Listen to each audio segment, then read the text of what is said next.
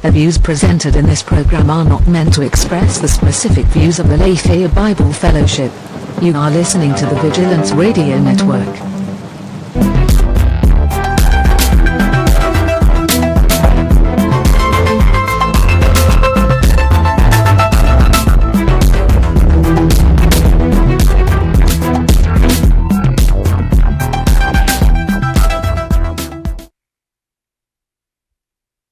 Welcome to Culture Insanity, episode numero 8, first of the new year, 2018. Excited to get back into it. So some of the listeners were asking for some disclaimers, I guess, on what we're going to be talking about, and we'll work on getting that in like the bio or whatever as well when we upload. But just so you know, right now, some of our topics for the day are, we got the Mark Wahlberg, Michelle Williams, equal pay for men and women controversy that's going on. We're going to talk a little bit about The Shape of Water. That movie just came out, getting a lot of Oscar buzz, sort of leading the charge in that race. So I guess spoiler alert there if you haven't seen that. But so that we're going to talk about another controversy with the Aziz Ansari, sort of, how do you want to put that? Saga. The Aziz Ansari saga, I guess, unfortunately. I touch on some of The Office. There's just a conversation going on with satire and what's funny anymore, given just, different climates that we're in. And yeah, maybe one other thing. I don't know if we'll get to it. But yeah, so that's just some basic stuff we're going to be talking about today. So if you're not interested, then I guess you could tune out now. If you're worried about spoilers, mute the volume when we're going over those things, or wait till you see it, or whatever you want to do. So yeah, that's what we're going on for today's docket. A few different topics. So I guess without further ado, let's jump into it. All right. Yeah. So first up, we got the Mark Wahlberg versus Michelle Williams. They're not right against each other, but that's right how I put it. Well, that's how it's like kind of painted. Yeah, unfortunately. So quick recap for those of you that didn't know. So there's this movie, All the Money in the World. When Kevin Spacey's, indiscretions started coming out, this movie had to rehire their main actor and all these reshoots and yada yada yada. It's this huge deal and sort of unprecedented move for filmmaker to be doing something like that, given the whole thing that was surrounding it. But in that, just recently within the last couple weeks, we've found out that Mark Wahlberg came back and was paid whatever it was, $1 million or $1.5 million for reshooting those scenes. And then we find out that Michelle Williams, when she comes back, she was only given, pennies to the dollar, basically. I think it was $1,000 a day or something. $1,000 a day, $8,000 total or something like that. So there is this conversation about this huge disparity and equal pay of men and women and so on and so forth. And I sort of feel like, there's this narrative of equal pay is sort of misguided on this particular instance. So Mark Wahlberg, in his contract before any of this stuff even started coming out, the Kevin Spacey, any of this sexual harassment revolution, I guess, started happening, these people have contracts, right? So Mark Wahlberg had it in his contracts. Hey, if we have to come back and do reshoots for whatever reason, obviously he would not know that this would happen. Right. Then here's my contract that says this is what I'm to be paid every day or whatever for having to do these reshoots. So this was a prearranged agreement that was worked out between his agency and his agency with the producers of the film and so on and so forth. So all good, right? Right. That's just the business. That's just Mark Wahlberg being business savvy, knowing his worth, knowing his pull, et cetera, et cetera. The kicker, I guess, is that Michelle Williams is represented by the same agency, apparently. Mm-hmm. And so now there's this hoopla around it, And Mark Wahlberg is being painted as a bad guy because, he was paid this much versus the woman that was paid this much. But I think it's an unfair indictment on Mark Wahlberg, I guess. So good word. Yeah, like thanks. Mark Wahlberg, like, this isn't on him, right? So Mark Wahlberg was a business savvy guy, he had it in his contract, whatever. Like I said, he had no idea that any of this stuff would happen, but he's being now, what's up? We're redlining in the volume if you want to just turn it. It's maybe me, obviously I'm the one talking. Yeah. Yeah, he's being painted as a bad guy because he was demanding still. Well, now it's a little too quiet. It's just the boom of your voice. All right, I'll back off a little bit. So he's being... Let me try and regain my chain of thought. He's being painted as a bad guy because, like a money-grabbing bad guy because, there was an attitude, apparently, amongst the cast and crew of, they loved the project so much, they want to come back and do it, and they'll do it for whatever, whatever money or free or whatever. But Mark Wahlberg was throwing down... allegedly, was throwing down saying, well, this is the agreement we had. This is my contract, so you need to honor it. And who knows, Mark Wahlberg might have been involved in other projects, yada, yada. I don't want to get into the gossip of it too much. But we good? Yeah, so let's turn down the gain and turn up the headphone knob. Do you see there's a knob that says headphones? Sorry, guys, this is all technical stuff. Test. Yeah. Sound good? Look good? It looks good. Okay. Where was I? Mark Wahlberg looks like a bad guy because he was enforcing his contract, which happened to pay him more than I will ever see in my life. Right. And admittedly, $1.5 million to Mark Wahlberg is pennies probably compared to like what that guy makes a year. Actually, I think recently he was like listed as like Forbes, one of Forbes' highest paid actors. Well, and then he's got his Wahlberg business too. You should turn mine down too. Man, this thing's all wonky. I don't know. Yours is pretty down. Is it? Yeah, I mean, you can go more. Huh. But hello. sounds good still. I don't know. Weird. Yeah, he's got a whole empire, right? Like he's got a brand, a Marky Mark brand. Right.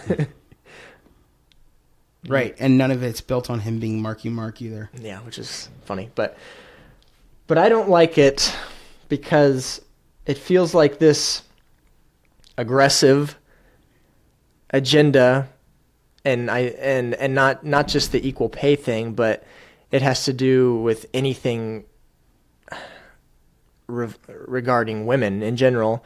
It just feels like this really aggressive and unfair thing being put in certain circumstances. Like this, I believe, is a circumstance where it doesn't belong there because, it's a contract, and she had a contract, he had a contract, this person had a contract, and, what they were paid is negotiated with their people, but I'm losing my train of thought because of this technical difficulty stuff, dude. I'm sorry. And a really strange one, I don't know who posted it, but somebody just posted, was it you that posted that the net worth was $225 million in 2017? No. Because you didn't post it, and I didn't post it, but somebody just posted it with our brand, saying that was his net worth. On Facebook? Yeah. Anyway. We get excited. We get excited when there's people listening or watching. Even something stupid, but so if I understand what you're saying that you feel like it's unfair that his good name is being swept up into this. It's a socially moral issue, when in reality it's just a contract. And that isn't really fair to him. Yeah, I don't like that he's being pressured into it, and now his reputation is tarnished because of a pre-arranged thing that he had before any of this conversation started happening. A pre-arranged contract he had, and now he's being pressured and his reputation tarnished because of that. So Mark Wahlberg doesn't have a say in what Michelle Williams makes. That's between her and her people, and I mean, I don't know if there's like doctor-patient confidentiality situations. Right. Because, like, remember I said that allegedly they're represented by the same people. Right. But I don't know, like, what the ins and outs of that are. Like, oh, Mark Wahlberg makes this much. Like, I don't know how much they're allowed to cross-talk or whatever with their people. But I mean, it's such a weird thing, right? Because, like, let's take like Will Ferrell and Mark Wahlberg. Like, I'm pretty sure that Will Ferrell and Mark Wahlberg don't make the same thing, right? but they draw. Because they have different strengths as actors and so on. Yeah, and that's another thing that I wanted to bring up too, and maybe that's a little more inflammatory, but at the end of the day, whether you like it or not, like, who draws more money into a film?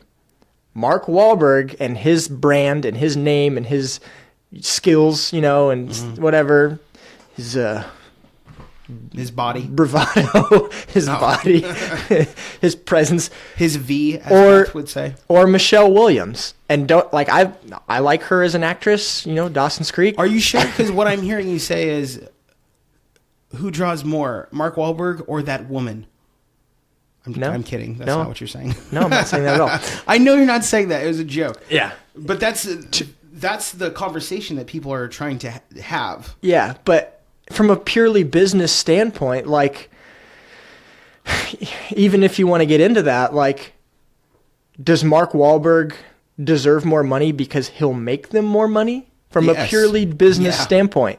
Like, and it has nothing to do with, you know, his skills versus her skills, or who's a better actor. Like, and that's subjective, but it's a business. Like, who's gonna make them more business? Who's gonna put more seats in a theater? You know, like, I think it does have to do with their skills, and I think that that's fine. Like, it should have to do with their skills. There's nothing wrong with that. Now, whether people like their skill craft is another thing, but it's subjective. Yeah. Really, what you're and the way you measure that, of course, is by putting people into seats.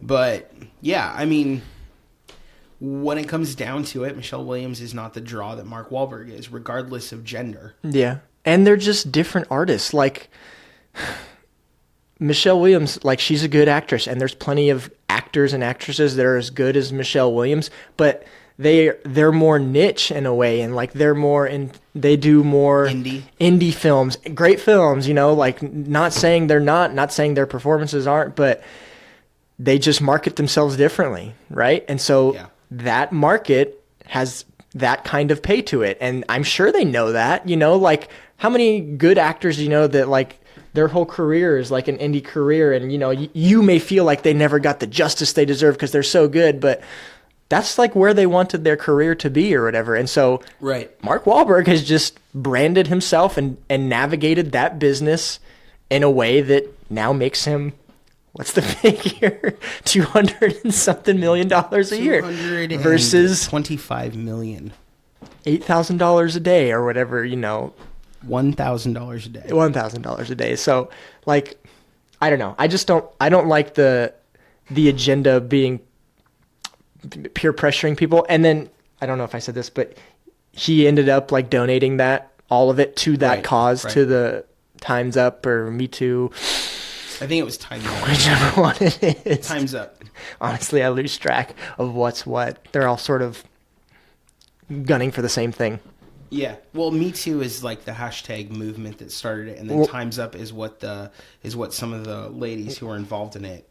It's a legal defense fund or something. Oh, I understood it as, like, Me Too is like specific to sexual harassment, but Time's Up is general in women having a voice now, and so there's overlap. Maybe, but Time's Up is associated with, like, a legal defense fund. Oh, really? Yeah. Yeah. So he ended up donating all of it, and, like, he shouldn't have had to do that, but because his name was now being dragged through the mud, like, maybe he felt like that was his only way out in order to, like, regain some of that. But not that he needed it, let's face it. I think Mark Wahlberg still would have done fine for himself regardless. Right. But yeah, I don't know if this is indicative of a greater cause for concern or whatever. just what does it say about the state of man or sociological pressures? Right. Well, I think it is indicative of something that is, concerning. And I mean, not to just barrel into the Aziz Ansari thing, but yeah, I think it is indicative of something that's concerning. Liam Neeson, I think, said that the Me Too hashtag is like something that's necessary and it's great, but it's also kind of a witch hunt. Oh, he said that? Yeah. And I think that there is some truth to it. When we look at the French were like saying that. Oh yeah. There's like 100 different French artists or something, and I think Catherine Deneuve was one of them. But they were saying that the inability of course, as the French, they're saying this. Yes. Like romantic, touting their Frenchness. Yes. But they were saying that the inability of a man to make a pass at a woman, and have it be just, out of his pure guttural instinct, his visceral, like, animal instinct, removes the possibility for, like, romance. Yeah. And they were killing romance. And even as the French. And I was listening to some podcasts in the last couple of weeks, and different people involved in that industry, like, it's people like are in a paranoia now, like, especially in the workplace. Like, example, I was listening to this comedian's podcast, and he's working on the Goldbergs. Yeah. This is a show he's on. I love that show. And never seen it. Actually, I've seen one episode. But anyways, he was saying how one of the crew members he was talking to and asking about their day, and like one of the crew members, and apparently this crew member is like a super polite, super nice guy, like former, like a vet, just a good guy. And he, like, I don't know what he does, but he was saying he's having a great day. He gets to work with these beautiful women, and he like cut himself off like mid whatever and like apologized to them because, like, who knows how that gets used against him in the workplace now. Like, you can't just flippantly say that, or, like, maybe it would have been perceived as a catcall in a sort of way, and it's just like there's paranoia now because of, admittedly, people that,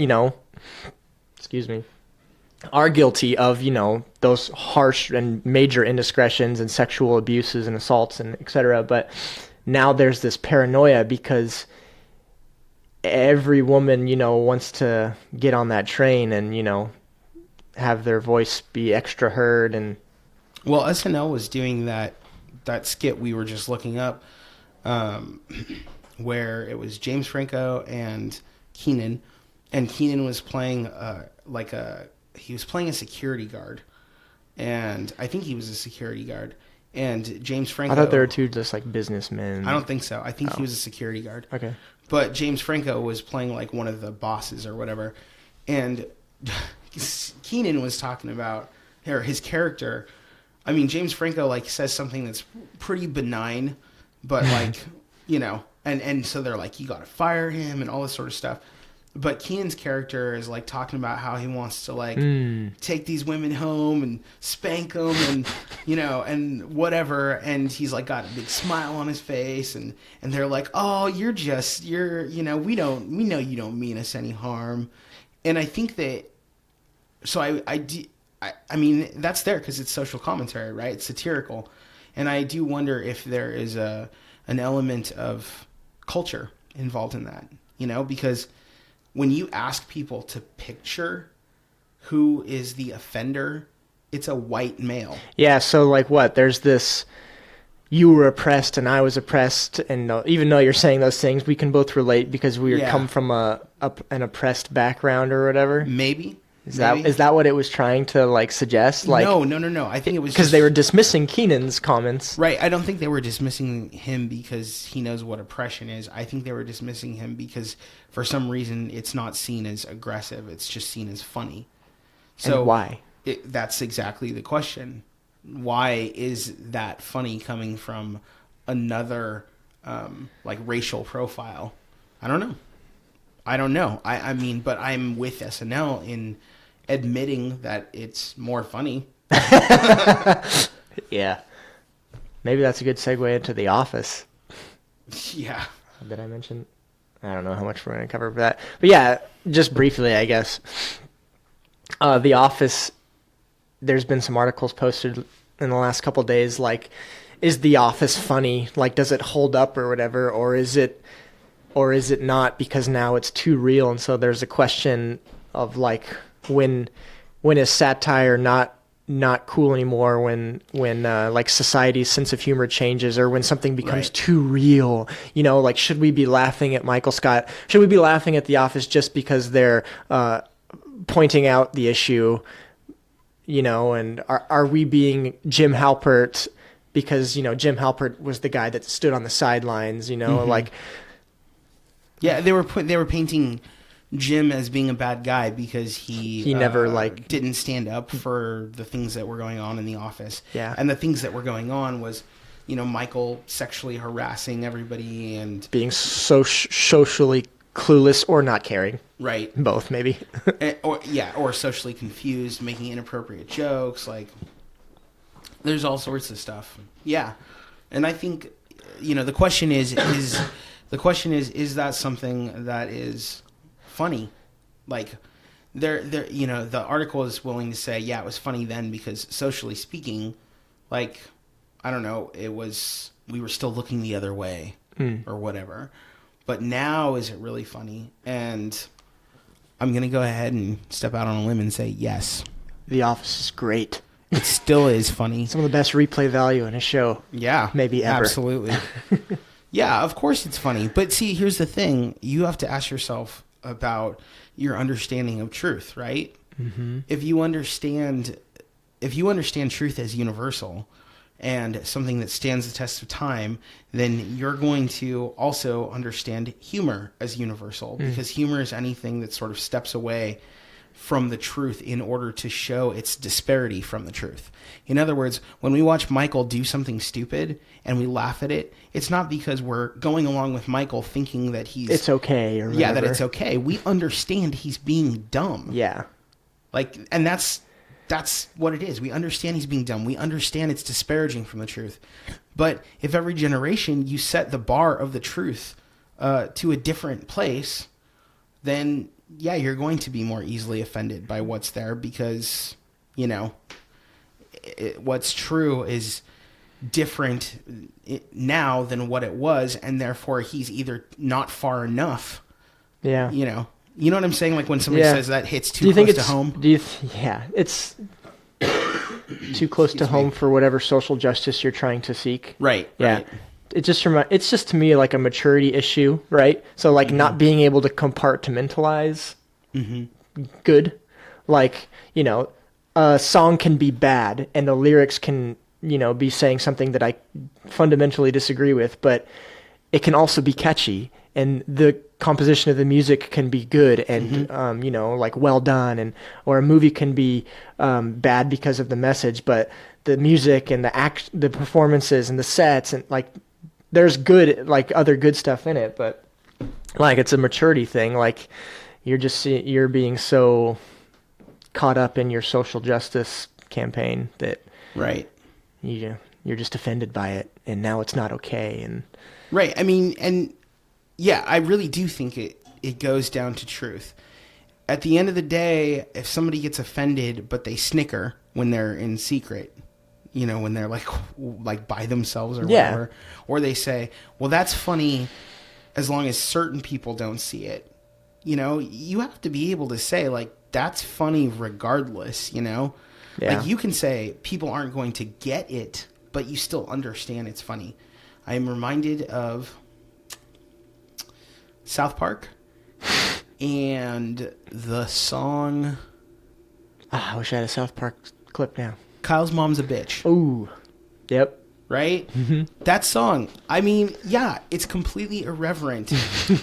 I'm sorry. I'm not sorry. It is funny. It's funny, because it's such a disparity from what we know is okay. And this is like, and even in the song, as he's like going off and he he does the song and then he changes it so that, you know, so that it's in other languages, so that just so the point is made known that she is this and everybody in the world understands it. And then she walks up behind him, you know, and it's like, that's the joke. The joke is that, you know, he's being way over the top, and then she catches him. I mean, this is not a new thing. This is a trope in comedy. You know, somebody says something that's inappropriate, they get caught in that, and, you know, the consequences ensue. And I think that's happened to me in real life. It was really uncomfortable. Yeah. What happened? Actually, I was the one someone was talking to, and excuse me, the person they were talking about came up, and I like tried to give him a look like, hey, you might want to back off a little bit. Right. But he kept going, and then it was really uncomfortable. And then those two had to settle their whatever, and then I got yelled at for not, you know, looking out or whatever. Right. Does that work? See, I have the opposite things that happen. If I'm talking about somebody and they walk up and then I find out they're behind me, then I'll involve them. Yeah, like, right? And you like turn around and like bring them in. That's right. Like you were being this way, right? Yeah. But you know what I mean? And now, like, the way that comedy is being viewed, it's like it changes from time to time. And I wonder, like, there's a great... But hasn't SNL never changed, and like that's why SNL has been so great? How do they get away with it? SNL's always been irreverent. I mean, so their stance is irreverency no matter what. Mm. So that's what they were built on. So they're safe in that. Yeah, it doesn't matter what the bar is, and I think a lot of comedians are built on that. Certainly, stand-up comedy is. Yeah, for sure. Nothing is off limits in stand-up comedy, even the darkest material. In fact, they have a word. We talked about that in a podcast. I want to say there's a great. Yeah, we were talking about George Carlin. I think. Yeah. Oh, Mel Brooks. Maybe? Mel Brooks. But there's a great docu-series that talks about the history of comedy, and they were talking about. Blue words? A blue comic or blue words? Blue words. Yeah. Yeah. And basically what it was in the old days when it was vaudeville, and that was sort of the beginning of stand-up comedy, that like had a modern mass appeal. When people would say something inappropriate, they would get show notes after the show, and they would write down on blue comment cards things that you needed to change for the show. Yeah, like censorship. Censorship, yeah. So ever since then... it's called blue material or blue words, things that need to change because they're not socially sensitive. Mm-hmm. It was like George Carlin and I can't remember the name of that guy that they were specifically talking about. He like changed the landscape of comedy. Right, but basically they went completely the opposite direction, and they took blue notes as being the way to go. Yeah, so then they became completely blue. Right. Yeah. So, but yeah, I mean, that's what makes it funny. That's what makes The Office funny. We just know when you get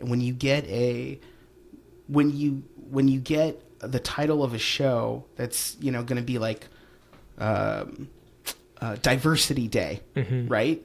You just know that Michael... Oh, yeah, he's going to say something racist. He's going to say something completely inappropriate. Yeah. Like, I think in that episode, he compared himself to MLK and was trying to get Kelly, who's the only Indian character on the show, to speak like a poo. And he gets, like, slapped in the face. And, you know what I mean? Like... Yeah, I mean, you just know that that's what's going to happen. Why? Not because that's what should happen, but because it's a comedy. Yeah, I mean, do you think that material like that will be produced less and less, or do you think that it'll get to a point where people are fed up with that level of censorship? This just is deja vu on that previous conversation we had, but like maybe they back off for a while, but then maybe they're like, screw this, you know, like we're going completely blue. It depends on if the government gets involved. You know, I mean, there's regulation right now, but because there's, what is it, the FCC or whatever that regulates the airwaves. I'm sorry, I just can't help but think that Donald Trump doesn't love The Office. I can't not believe that. Right. Yeah, of course. At least for the next, whatever it is, 2 years, 3 years. Yeah, I I think that if you get the government involved, then you run the danger of a 1984 situation where you have like the thought police. I don't know what that is. So 1984, it's a dystopian future.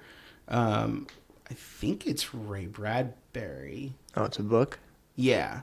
But it was written in 1948, I think. The concept sounds Ray Bradbury. Yeah. So it's weird. Don't quote me on it being Ray Bradbury, but I think it is.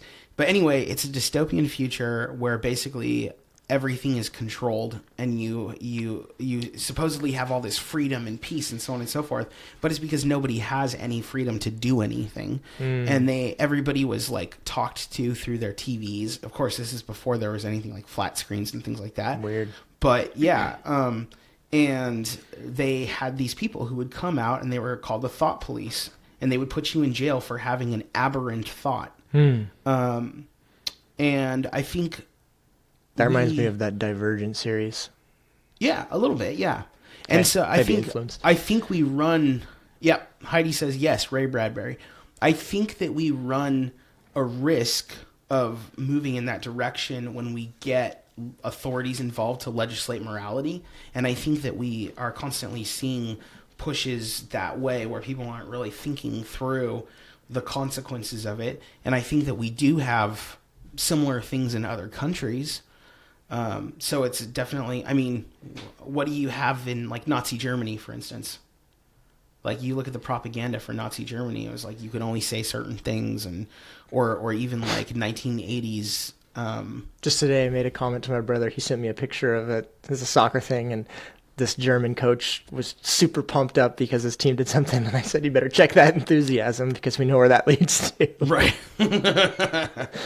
Oh, and then somebody else says, no, it's George Orwell. And I remember, you are right, it is George Orwell. But somebody is posting as us, so I don't know. It's one of our people. I guess it's James. Oh. Anyway, but yeah. Producer James. So, but the point being is, you have seen it in other countries where other countries, are essentially policing this. Now, the joke or whatever, the conspiracy theorists say, well, yeah, they don't outright police it in America. Instead, they control it through the masses. Or not the masses. They control it through television and drugs and things that are opiates for the masses. It's so messed up. So we don't fight back. That's so messed up. All we do is we lose our distinct thought process. Gosh. And just become parts of the machine. If you weren't a conspiracy theorist before this podcast, you might be now. Oh, and there's real evidence, for that. I mean, or paranoid, I should say. Yeah, there's some real evidence for the idea that that's how they're trying to control us. But in any case, I think we could go in that direction. And I think that in that vein, comics are a little bit like rebel rousers. They take the position of Jonathan Swift, who wrote Gulliver's Travels. Gulliver's Travels was a children's book, but what it also was a staunch refusal to bow before the English government. And it was one way that Jonathan Swift was able to call people to rebellion against the English government without them realizing that that's what he was doing. Clever man. And so in that way, like these shows, like The Office, their irreverency is necessary. And those people that are like, oh, it's no longer funny because it hits too close to home. Well, first of all, it hits too close to home because you keep moving where home is. And that's what's going to happen. That's a good point. And then secondly, it hits too close to home. It's supposed to hit close to home. You're supposed to look at it and be like, that is dumb. Yeah. It's supposed to clearly paint those lines for you or whatever. You know? But if you're afraid it's not seen as acceptable. We think it's funny because it's so unacceptable. Right. That's why it's funny, because this is character that doesn't realize that it's so unacceptable. Yeah. Right. And then, in terms of just story writing, if Jim was to be the crusader for every single thing, then he wouldn't be the everyman anymore, because that's not who people are. Sometimes you recognize that something's dumb and you let it go, for all the terribleness that Jim allowed to happen. He also had grace, and that's something that's missed out. He also looked past where Michael was mechanically operating in, and went to the heart of who Michael was. And because of that, we get to see, great stories of relationship that are there. Like there's this episode where Michael worries that he was not as good a boss as Josh, and so that's why Jim left. But then we see Jim saying to Michael, like, no, actually, you were a great boss. I left because of Pam. Spoilers for many years ago. And it's like there's a friendship that's developed there. Of course, that turns into a big secret, and Michael can't keep secrets, and, I think that's a good segue into the Aziz thing, what you were just talking about, that last point you made. So, yeah, the Aziz Ansari thing, it seems pretty polarizing. Like men and women are on both sides of it, right. of the conversation. But just, I guess, briefly, and I'm really aware that we're not a gossip column here, okay? And right. I don't want to be, but the story supposedly is that Aziz Ansari had this experience with this woman however long ago. I don't know. I don't care. It was like September of 2017. Oh, so like maybe right before this conversation, and this issues. But had an experience with this woman and a sexual experience with her, and they both went along with it. She went along with it, I should say, and who knows the details? Obviously, we don't. But now she's coming out and saying that she was a victim of sexual assault by Aziz Ansari, and so now there's a conversation, and it's polarizing because, like, was that actually true, or do you regret having that experience with Aziz Ansari, and so now you're calling it sexual assault, and now you're claiming Me Too or whatever. And so, yeah, this article put it like this. I don't know, maybe it was from the Washington Post or something, but it says, it appears that her name was Grace. It appears that Grace, ironic, it appears that Grace wanted Ansari to treat her as a potential girlfriend to be courted over multiple dates rather than a pickup from a party engaging in a mutually acceptable transaction. When he did not rise to her expectations, she converted her understandable disappointment into a false Me Too.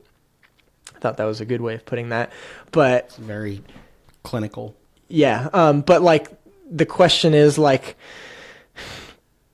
is Aziz Ansari just a victim of like failing in the mechanics of that sexual interaction, and maybe not.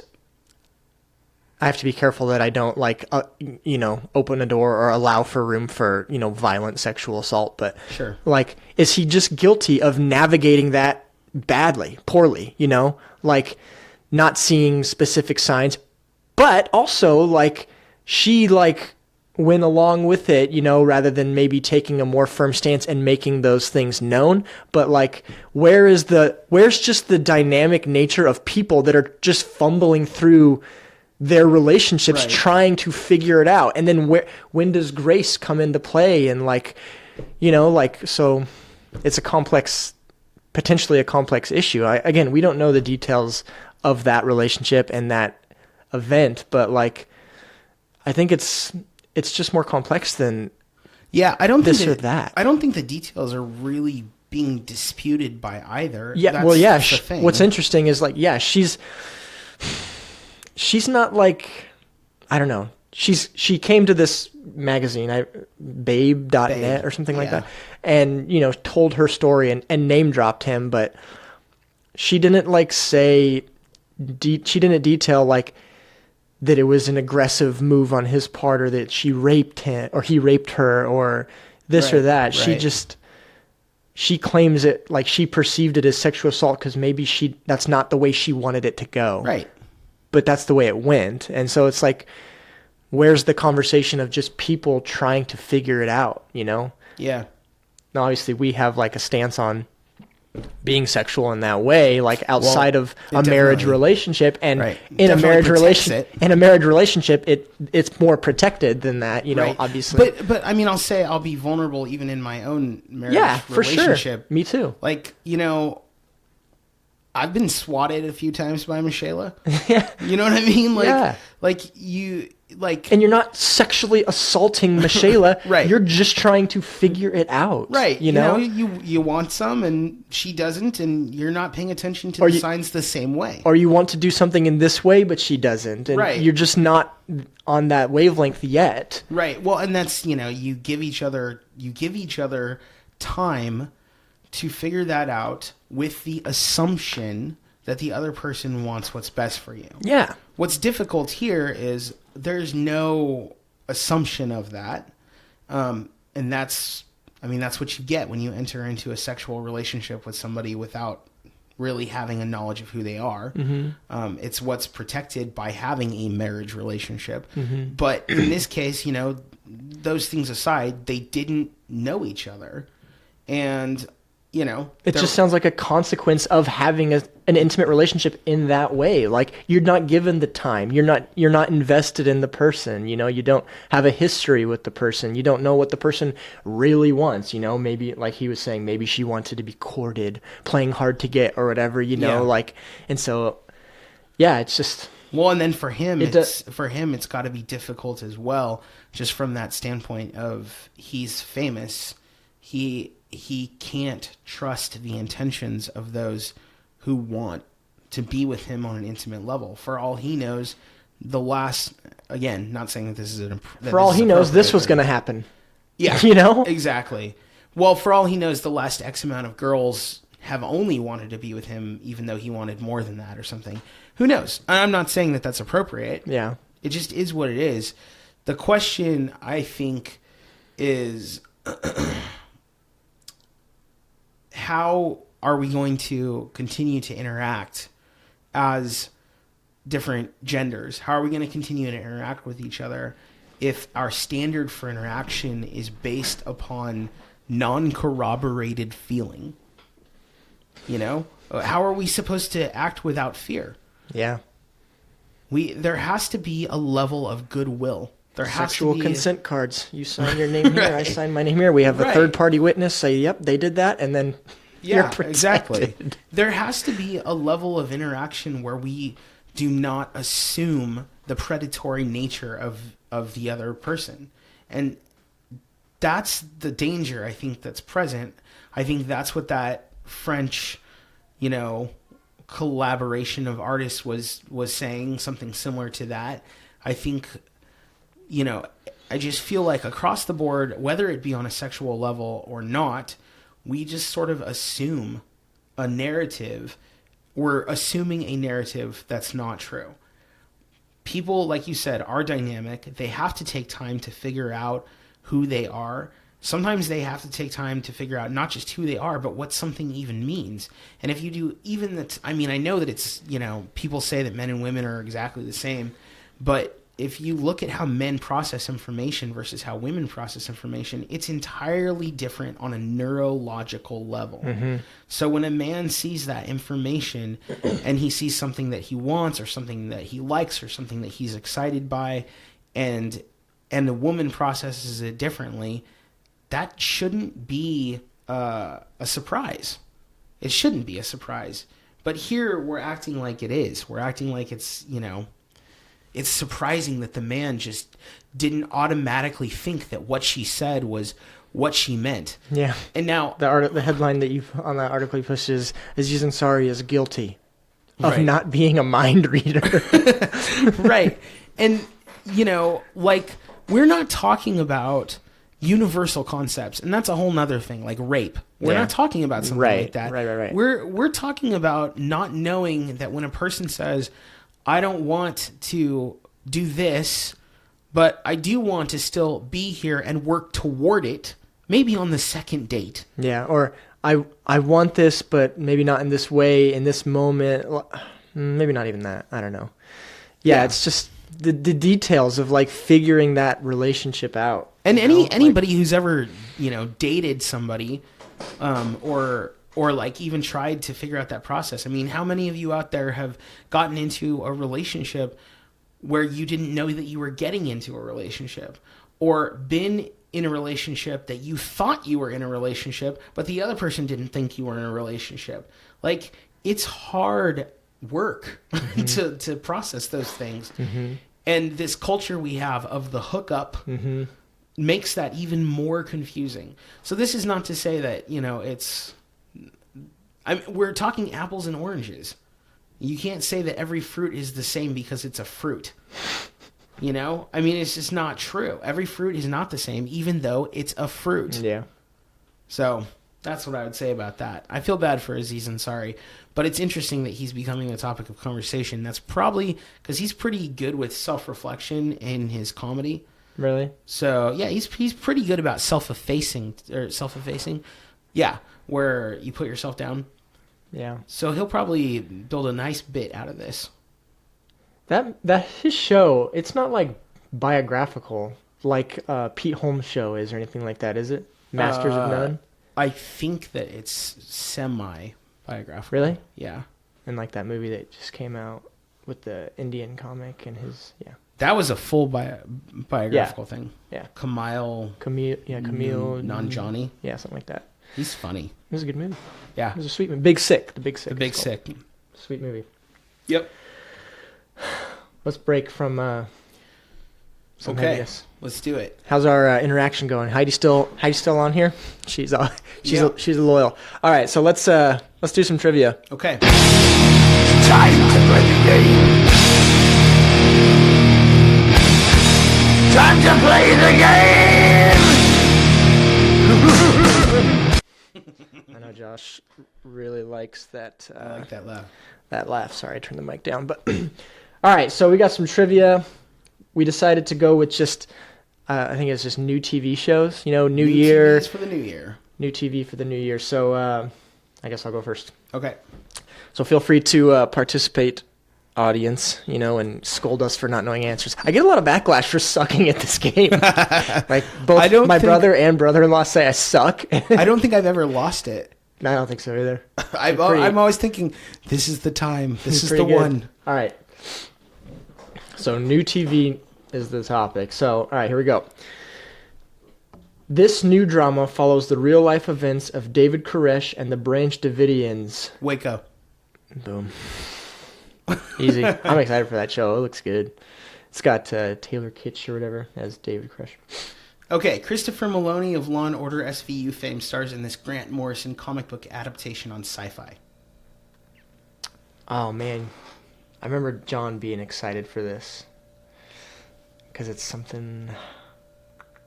It's DC. I'm not going to give too much.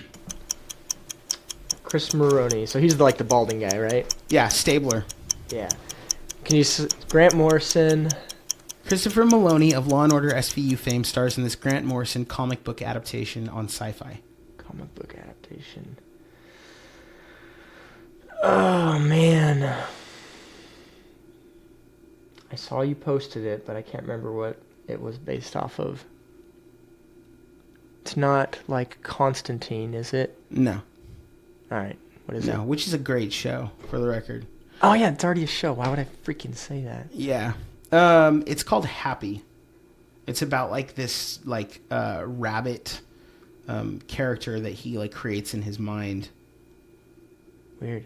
Yeah. Who creates... Oh, the Christopher Maloney, yeah. All right. 1-0. Okay. Starring Penelope Cruz as the sister and that guy from Glee as the killer. This show aired this weekend on FX. American Horror Story? No. Ugh. The Assassination of Gianni Versace. Oh, I knew that. I was going to ask a question about that too. Which looks good. Looks good. It's got that Edgar Ramirez or whatever. He plays Versace. The guy from Glee is whatever. Okay. Who cares? Glee sucked. It had its moments. Never for me. All right. Amazon is producing its own Black Mirror-style anthology based on the work of Philip K. Dick. It will be called this. Amazon, huh? Yeah. I'm kind of excited about it. Although there's a big saturation of these anthology, sci-fi things right now.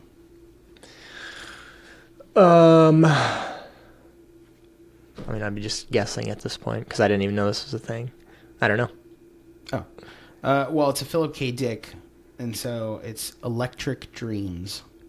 Does he have a book called Electric Dreams? Where does that? So get Philip its- K. Dick is is it Do Androids Dream of Electric Sheep? You're the Philip K. Dick guy, man. No, he didn't write that. I can't remember who wrote it. But oh wait, did he write it?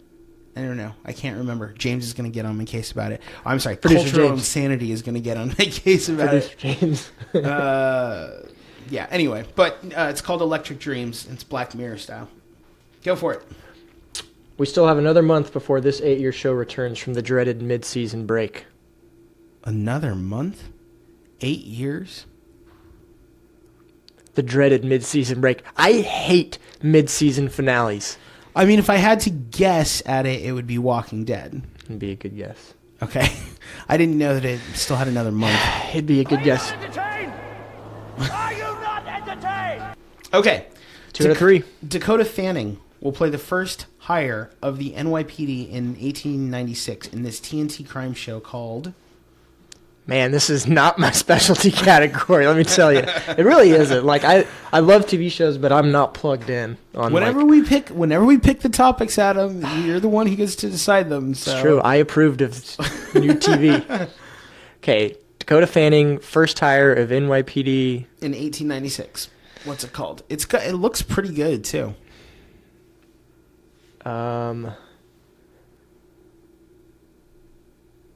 I don't know. I mean, I'd just be guessing a title. I mean, law is in the name.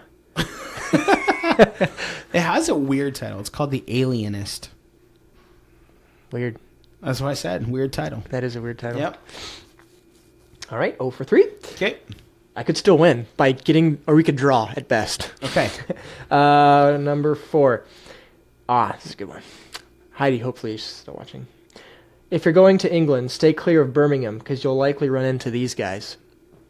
I'll say it again. If you're going to England, stay clear of Birmingham, because you'll likely run into these guys. I don't know. It's some royal family. I don't know which one.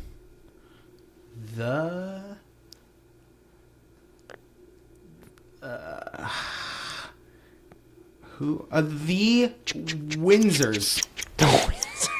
I don't even know what's the Windsors. Isn't that a what is the name of The Peaky Blinders? effing Oh Blinders. no! Okay, you got that.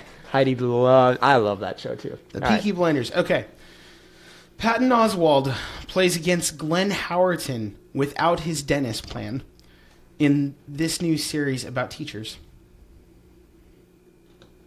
I'm excited about this one. Go for it. It's called AP Bio. So what's the show about again? It's about teachers. Teachers? Well, specifically, it's Glenn Howerton who plays Dennis. Comedy, obviously. Yeah, Glenn Howerton who plays Dennis on It's Always Sunny. And he plays like a college professor. Which one's Dennis? The really, really... I don't The know. bigger one? Like the one that gains a lot of weight? No. The Dee's brother. Okay, the brother. Yeah. Gotcha. The really creepy one. Yeah. He plays like a teacher at Harvard who somehow ends up having to teach in like a community college or something. Kind of like Community, Rough break. but with Patton Oswalt as the principal. What network? I don't know. I think it's an NBC show. I don't know, though. Interesting. All right. Last question.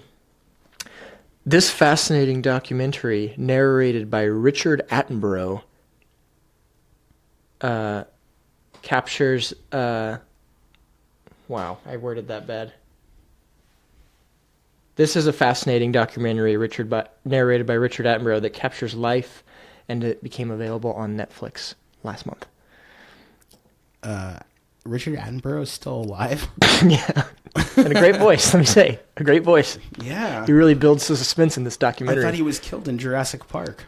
No, that's David Attenborough? Isn't that Richard Attenborough? No. It's not? I recently looked it up. Isn't that David Attenborough? I thought that's Richard Attenborough. No. All right. But Anyway. yes, Jurassic Park guy did die. Okay. Well, good then.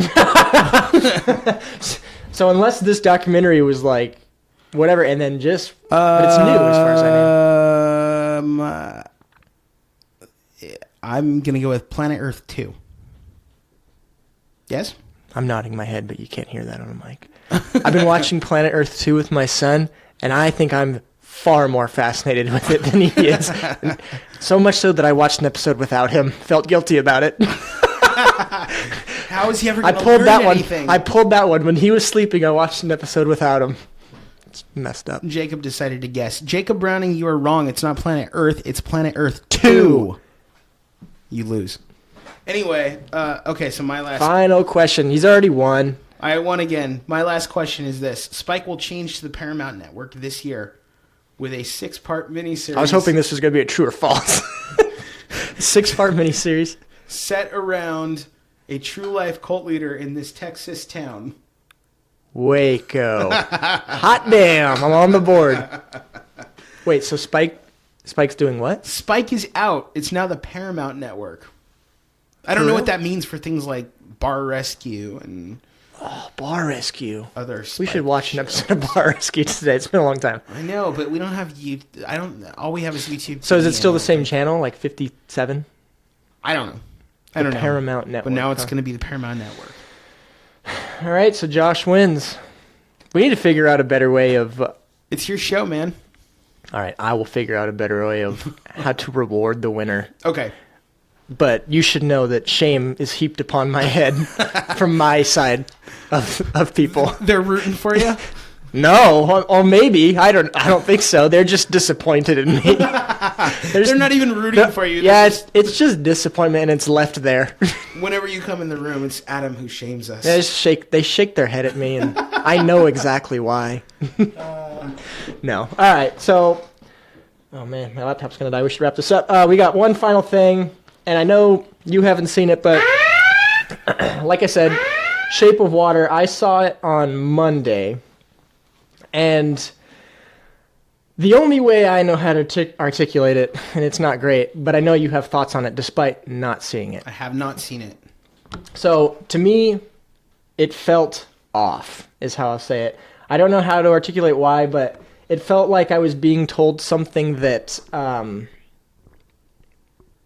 being told that something that is seen as forbidden is now, like, is okay and is beautiful, and this, like, weird inverted thing, like, I don't know, like, we were told that this is forbidden, you know, and then now there's this woman that comes and, like, falls in love, and now it's this beautiful thing, and it's really weird because it's like a fish guy. He's like a creature. He's not like even... straight up from the Black Lagoon. Yeah, straight up. I even think that maybe... What's his face?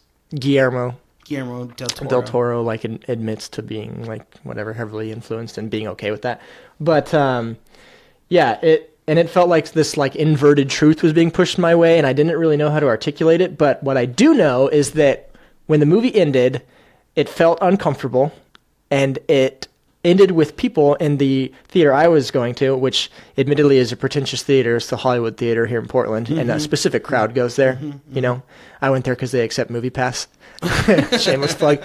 But everyone clapped in this movie. In a movie, you wouldn't really expect that, but like I said, pretentious crowd.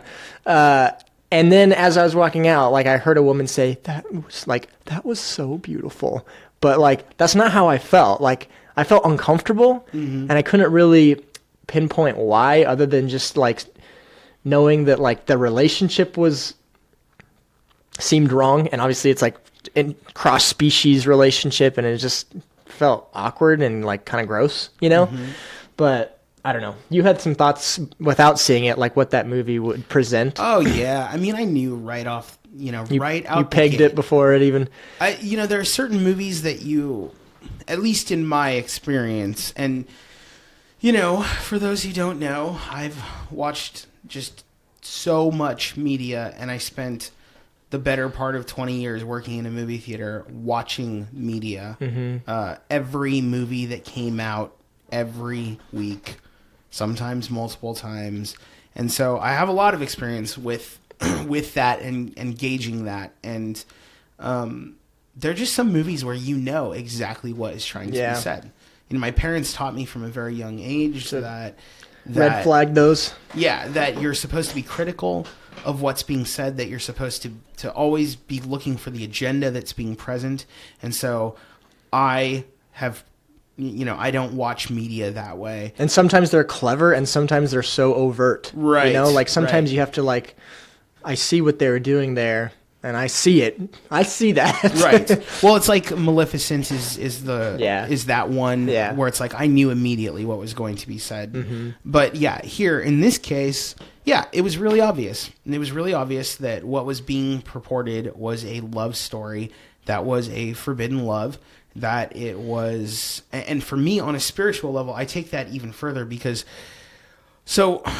we've been going through a redefinition of terms, of categories, really, in regard to love for a long time, and it started a long time ago with between genders and redefining what that is, and also in the redefining of what life is, for instance, with abortion, but. Now we're not even talking about those things. Those things are sort of forgotten in the discussion. It's like we've already confirmed as a society that little baby fetuses at a certain age aren't alive. We've already confirmed as a society that there's no real definition to sexuality, that it's fluid, and gender, that's fluid, and so on and so forth. So now what we're looking at is the continual breaking down of walls into species. Yeah. So now there's no real definition of what is appropriate between species. And we say, okay, well, that's ridiculous, and a lot of people, they take it to an extreme at this point, and they're like, oh, well, if you can love another man, then you can love your animal too. Well, I mean, that's really what's happening here, right? Yeah. I mean, why not? Yeah, you're looking at the love of a species. Now, here's where this becomes difficult for me as a Christian. Believe it or not, it's not so much in the morality of it. I take those things for granted. They're presuppositional to me. So to me, I don't have to sit there saying you can't do this or you can't do that, because I get what the scripture says is normative. But with that said, the scripture also talks about a time in the history of man where man would interact with a species that was foreign to its normal reality. So we're talking about a sentient species that was sexually active with man. It's talked about in Genesis, and the interaction, the sexual interaction between these creatures and man created a whole nother line of hybrid creatures that we call Nephilim. Now, why that's interesting is because those Nephilim were said to be the giants and the mythologies of old. So when we look back, we look at certain sort of cross-cultural mythologies like vampires. You ever wonder why it is that vampires are present in pretty much every culture? Maybe because they were present in the original cultures through the Nephilim.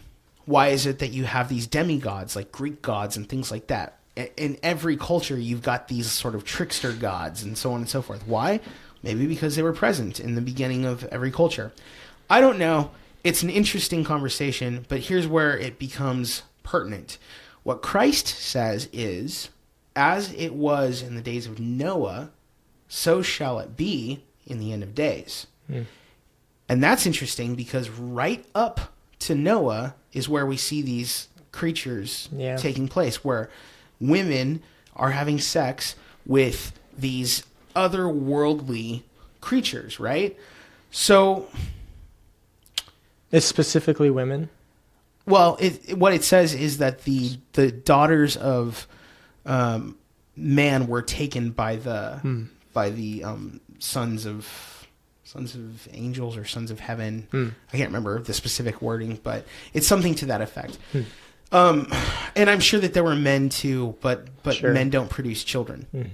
So, and that's what we're really talking about is the offspring of them. So that's why that's an interesting thing. So to me, what I see is the prep for the prep for humans to stop thinking of themselves as a special species altogether and thinking of themselves as being able to connect on a sexual level with any sentient species. What was really disturbing, now I'm just recalling the movie, but like at the end, and I gave your alarm, so at the end, like she's like releasing him, freeing him, and then she's like shot in the process, and so she's like dying, and so she falls into the water, and then like he like takes her and like creates her into him, basically, like gives her gills or whatever, so like takes her away, and it's just like really like, what the F did I just watch?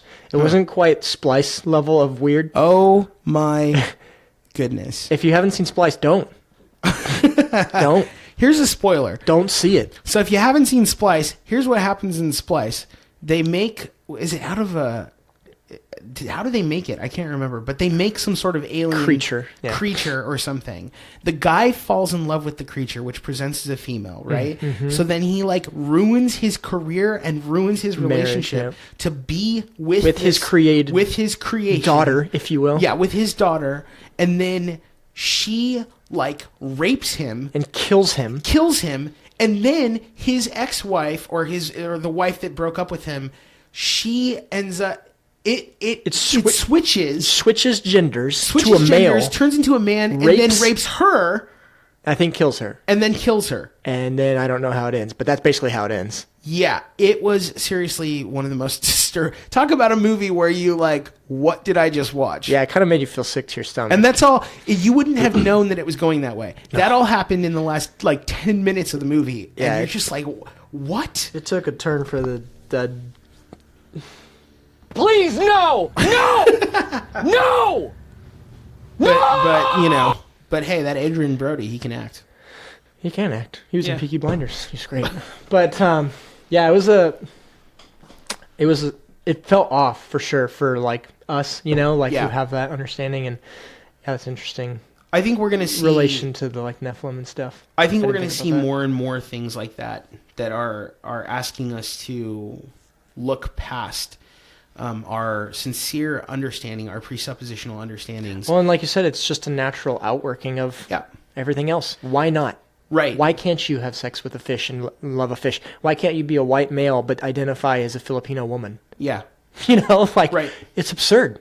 Right. Well, and anybody who thinks that maybe, I am being over the top or we are being over the top and absurd, I just want you to go back 20 years ago and look at the issue of gender and sexual fluidity in media and take a peek, sit there and make yourself a timeline and look at how saturated it is. I mean, we have whole organizations whose entire job now is to make sure that characters that defy cisgender identification are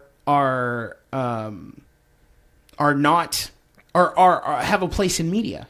I was just watching Fresh Off the Boat the other day, and one of the characters who at no point in the show had expressed any sort of breaking from her cisgender identity is now all of a sudden a lesbian. And all of a sudden, Eddie, who's the main kid, who's arguably the main character, has become somewhat of a beard, I think is the right terminology. A beard? Yeah, I think that's the right terminology. Meaning I may be what? wrong. Meaning what? Okay, now I'm scared to define it. But he's basically her like go-to guy friend that makes her look a certain way. Interesting. But yeah, so this chick, she was like the love interest of Eddie. All of a sudden she's gay. Guess that's a thing now, right? That's how it's like happens. She was the unrequited love. And now he's just supporting of it? Beard is a slang term describing a person who is used knowingly or unknowingly as a date, romantic partner, boyfriend, or girlfriend, or spouse, either to conceal infidelity or to conceal one's sexual orientation. Weird. I've never heard of that term. Yeah. A beard. So, like a cover-up. Right?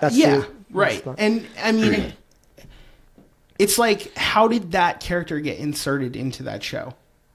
Because there was no precedent like for that to happen whatsoever. Yeah. No. To his credit, I mean, he's trying to hook her up, and they're having conversations about Spice Girls and and so on and so forth about who's the most attractive Spice Girls. Because Fresh Off the Boat Spice. takes place in the 90s, right? Right. Yeah, Spice Girls. He's all about Wu-Tang and... But the point being is there's been an evolution in media itself, and now you look at the culture and you see that the culture, at least the popular culture, reflects that evolution. This is not a new concept that art affects life. Yeah. So when we start making art that says that love between species affects and reflects is okay, well, what do you think is going to happen over time? I fear that day, man. We're not talking... I don't want to experience that. We're not talking a niche indie movie. We're talking about the Oscar frontrunner on all fronts. Exactly. Yeah, because it is. It's like the Oscar frontrunner, Best Picture, Best Director, Best Actress, Best Supporting, blah, blah, blah, blah, blah. For the record, I will say this about it.